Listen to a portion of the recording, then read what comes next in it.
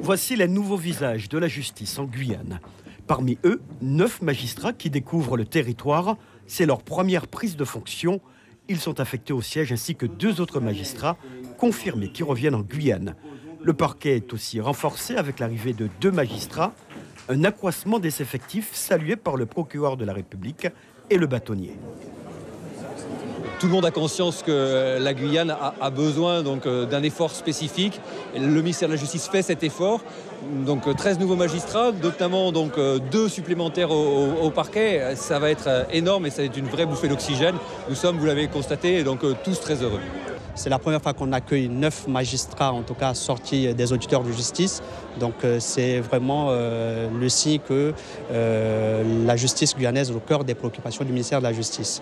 Une volonté de l'État qui se manifeste également par l'élaboration d'ici décembre de plans de lutte contre le trafic de stupéfiants. Je mesure à quel point il est important d'avoir une politique de fermeté. La garde des Sceaux prévoit d'affecter des moyens supplémentaires pour adapter l'action judiciaire. Je pense par exemple à la création d'un dépôt au tribunal. Les locaux sont prévus, il faut que nous y affections les personnels, ce qui là encore permet d'aller plus vite. Ce phénomène des mules prend des proportions inquiétantes.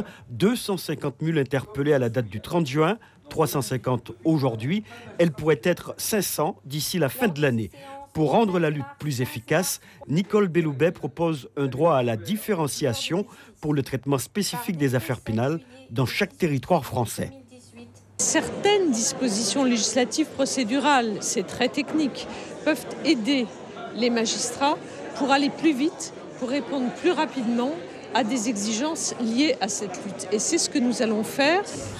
Je prends aujourd'hui devant vous l'engagement. Dernière annonce faite par la ministre de la Justice dans cette salle du tribunal, la construction de la cité judiciaire à Cayenne.